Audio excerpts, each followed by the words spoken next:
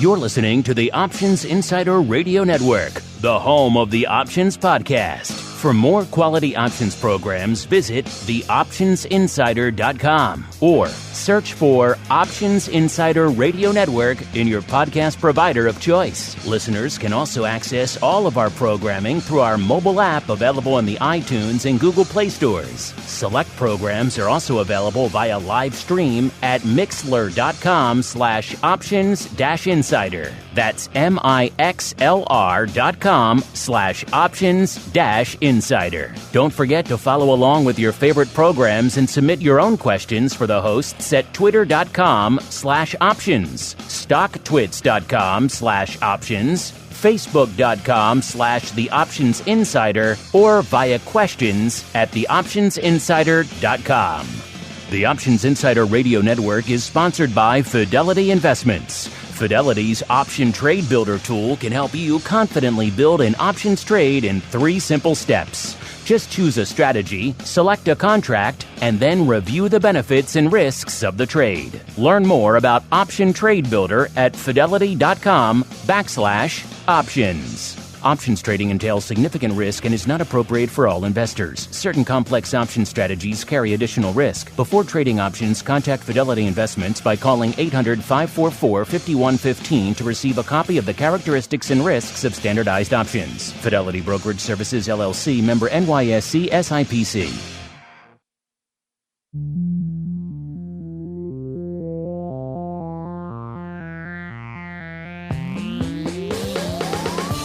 Join us now for the expert source for inside information on the options markets. It's time for Options Insider Radio with your host, Mark Longo.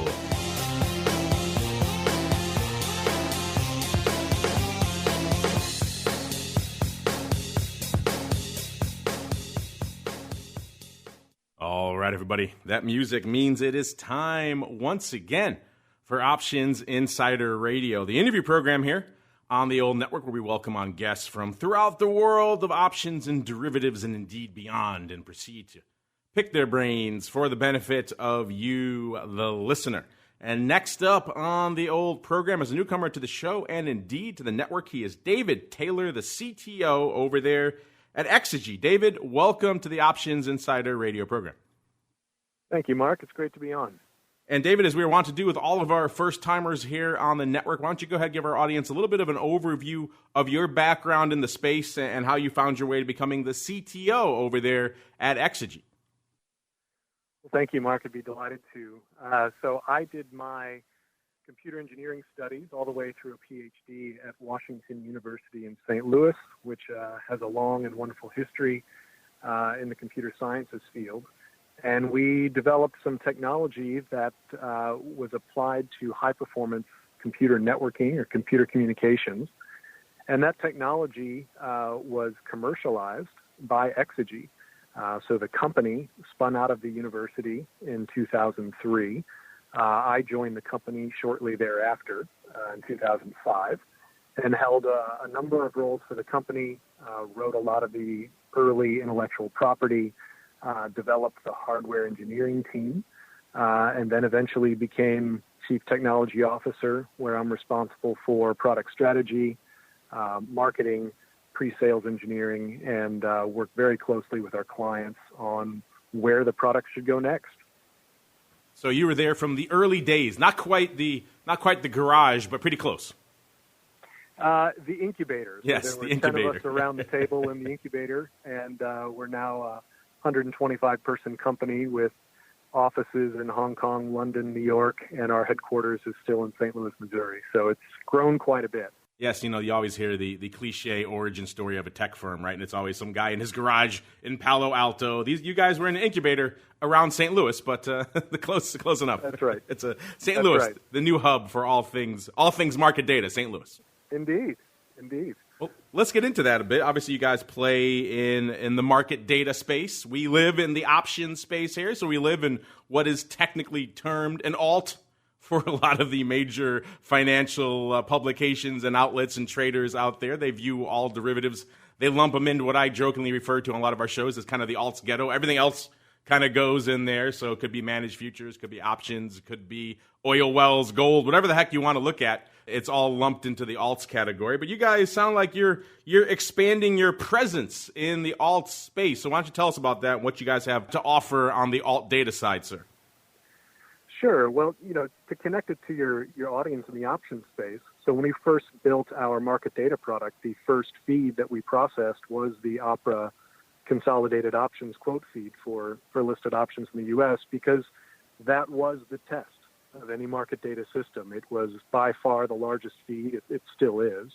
And it's a great test of the capacity, the performance, the speed of any system that has to deal with market data.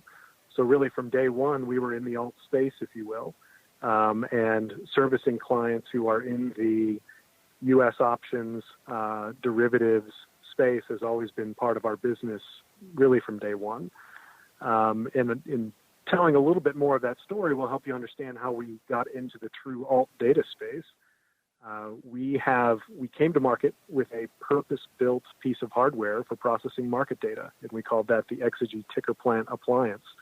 And that had a lot of attraction to both the buy side and sell side because of its high capacity and its speed, and had a lot of uptake initially in proprietary trading and market making, both in equities, options, and other derivatives.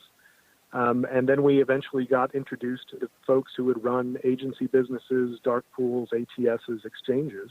And that's allowed us to grow our business to service a lot of the tier one players on the buy side and the sell side, and foster a very good working partnership with them. And one of the things that we've always done with our clients is once we prove out our abilities, we always ask them, what else can we do for you? What are the things that you do once you receive data from our product that we could absorb into the product, deliver to you as a service, and let you go focus on something that's a bit more strategic? And we've added features to the product that way. But several years ago, we made the commitment to some of our strategic clients to enter into the data science space. So a lot of firms were looking at how to apply things like machine learning, artificial intelligence to build predictive signals of market behavior. And a lot of firms had done that on their own for a while. Some firms were wanting to either play catch up or get it to the next level, and they were looking for help. And we certainly offered our help in that space. And that's how we got into this alternative data space. But we kind of did it very close to the way we got into the market data space. We looked at an area that had very high capacity demands, very high speed demands, where just applying typical software engineering practices just wouldn't fit. It wouldn't get the job done. So we wanted to find an area where our expertise in purpose-built hardware would deliver a truly unique solution. And that's what we've done. So our alt data product basically provides predictive indications on every quote, every trade that flows through our box. So every piece of market data, in addition to having prices and sizes delivered to trading applications, it also has predictions of price movements, indications of hidden liquidity in the market, and those are intended to help clients build more sophisticated trading strategies. It's interesting because we've seen enhanced data feeds, enhanced analytics, things like that for a while. In the option space in particular, usually what they do is, like you said, they give along the price and all that fun stuff, and then they also add things like the Greeks and implied volatility and things like that. It sounds like you're taking that a step further. You're using those metrics and then implying some sort of actionable data on the other end of it. So do you view this maybe as enhanced data, enhanced analytics 2.0? Exactly. I mean, depending on how you want to come at it, you could view this as truly real-time analytics. In the way that we would say it's going a step further than doing something like an implied vol calculation or a Greek calculation, is that this is actually a predictor. It's not telling you, what the volatility was in the past. This is saying, how long do we think this price is going to be stable going forward? And when it changes, which direction is it going to move? And you can imagine how you could apply that to an underlying instrument like an equity and understand what that implication that's going to have in the derivative markets and vice versa. So we view these as foundational signals, predictors of future behavior in the market. And that future could be a few microseconds in the future, a few milliseconds in the future, perhaps a few seconds.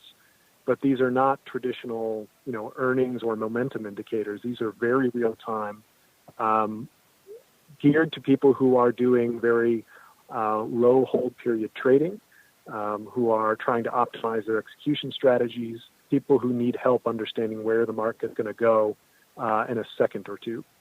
I'm glad you touched on that because I wanted to hit on that as well. I'm sure a lot of people, when they hear predictions, they think, oh, here's my $200 price target for XYZ stock over the next 6 months. You guys are not playing in that arena at all. You're playing, obviously, in the very, very sub-second execution realm. And so these predictions, I think, are much, much shorter term, sub-second for the most part, for a lot of your clients. Is that fair to say? That's exactly right. And that's where we believe it's differentiated.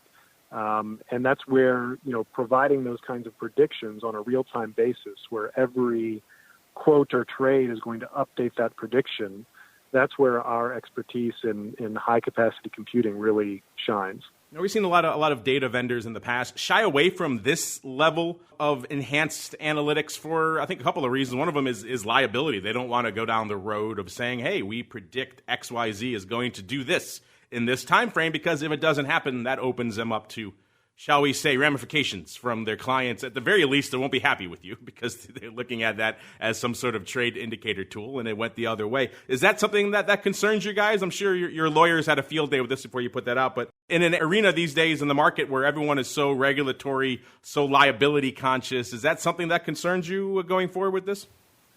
It's not. And we're very familiar with the stringent regulatory requirements. One of the more basic features of our product is simply computing the national best bid and offer, where our users get to decide what markets are in or out of that view, depending on whether they want a route away view or if they have to declare self-help, et cetera. So we're essentially computing a regulatory reference price for them already. And we've found ways to, of course, limit our liability by providing transparency and control to our clients. Ultimately, they're making the trading decisions. And, if you think about all of the complicated trading infrastructure that is in place in real time, there's lots of layers there, and everybody does their best to ensure data quality and reliability of those systems. But ultimately, it's the trader making the decision about whether or not they're going to put money at risk. So we're providing that same level of transparency, not only in how we deliver the signals, but what their signal quality is in real time. So we actually have a field that comes along with our signals that says what level of quality we believe the signal is today, because a lot of those signals depend on being initialized over time. So again, we found ways and worked very close with our clients to determine what level of transparency they need in order to incorporate this into trading strategies that ultimately put money at risk. I suppose the short duration nature of these predictions assists with that as well, because at the end of the day, you're not making one prediction for the next 6 months. You're making dozens of predictions every second. So I'm sure if one is errant, there are many more behind that could make up for it. Exactly. And it's the same type of risk assessment or potential value assessment you make in a market-making strategy that wants to do better than 50%. So you mentioned cash equities, being able to have this available on that. Which other products can we get these sort of predictive analytics and predictive data feeds available on? Is it on the full suite of Exegy products? I know you guys do a lot in FX. Is it available there, or is it limited to Delta One for now? Where can I get these types of enhanced data feeds on? Which products? Yeah, so today it is in U.S. equities. The next asset classes it's rolling out to would be U.S. options, FX, and European equities. Really, any market where there's an instrument that can be traded across multiple markets is where our current set of signals shine.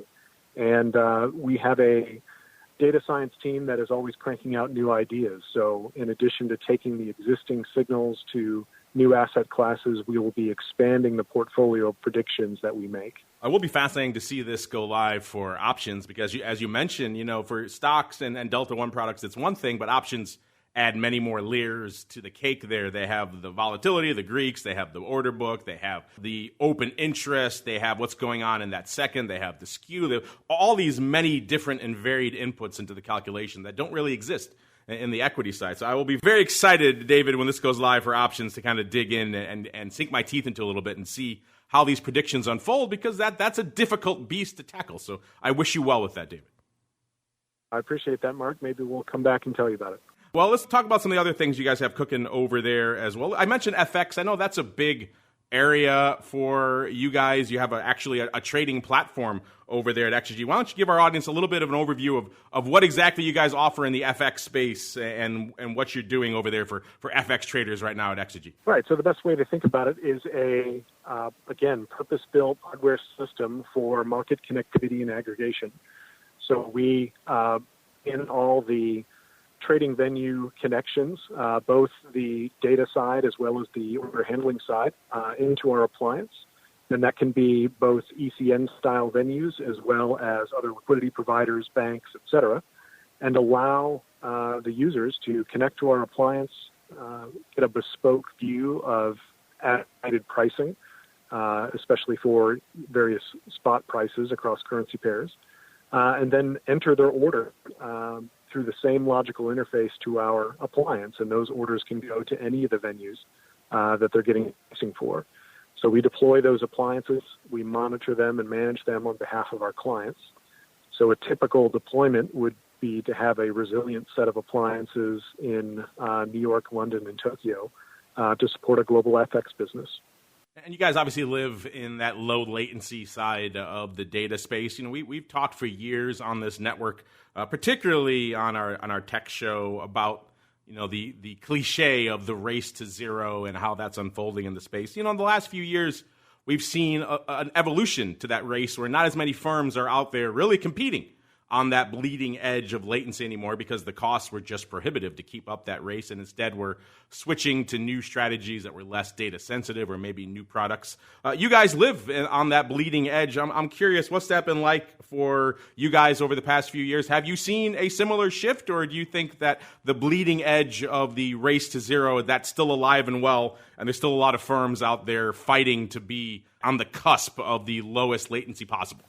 I think the race has definitely changed over time. There was certainly a shakeout where the race to be, the leading market share market maker for listed derivatives or equities, that has certainly consolidated in some of the top firms that just have deep technology expertise and teams and budgets to support that ongoing investment in the lowest possible latency.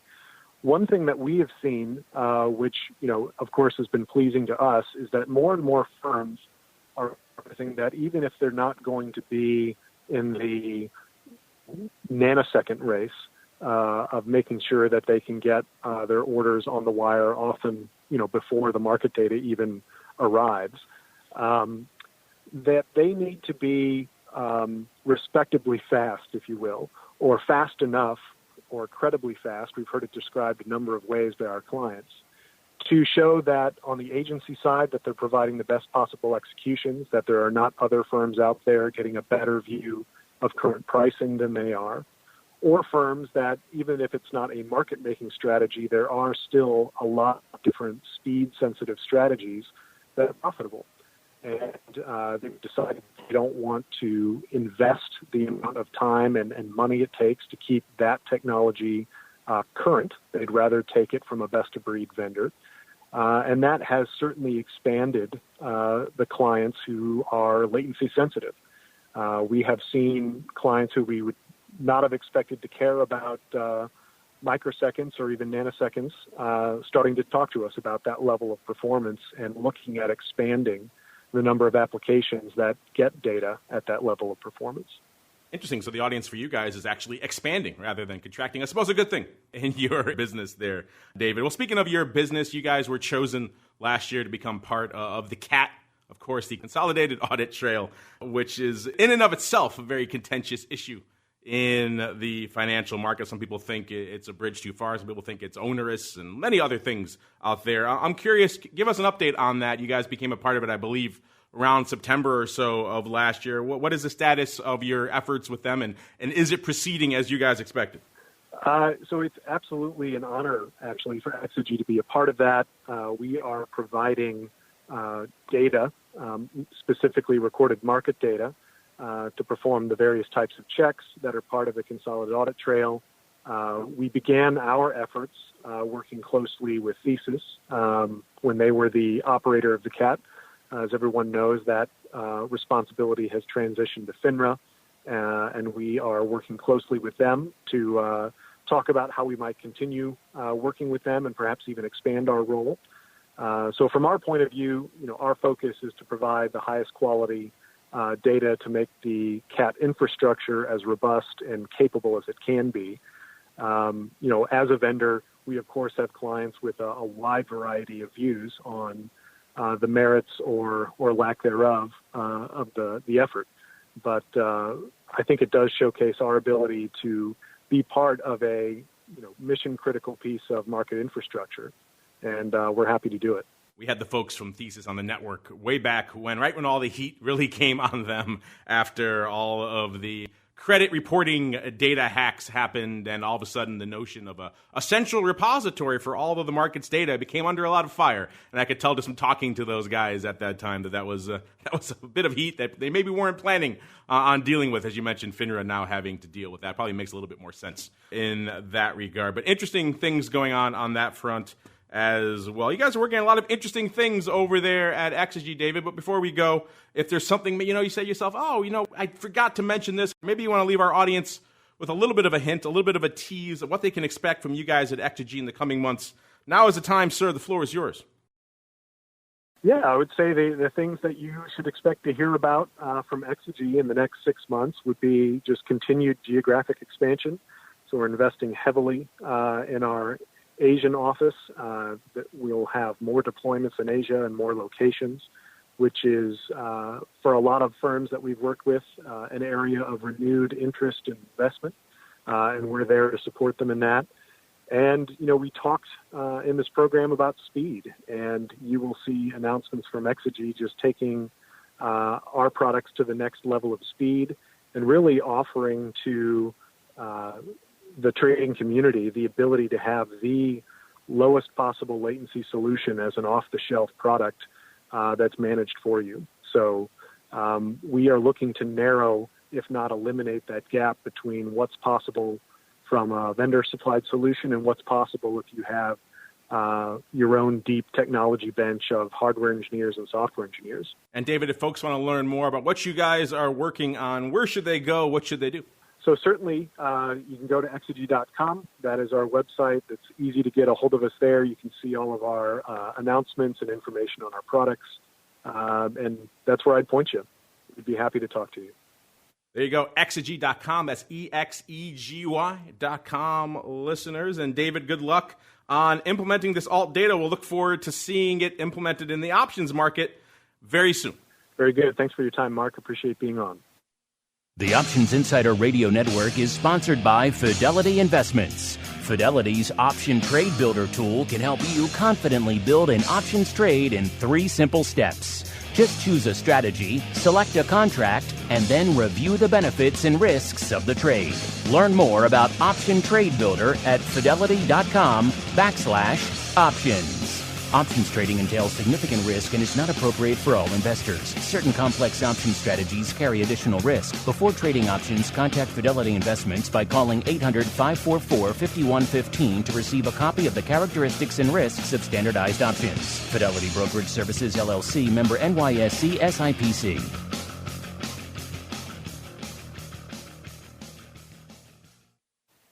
All right, David, you did it. Well done. All right.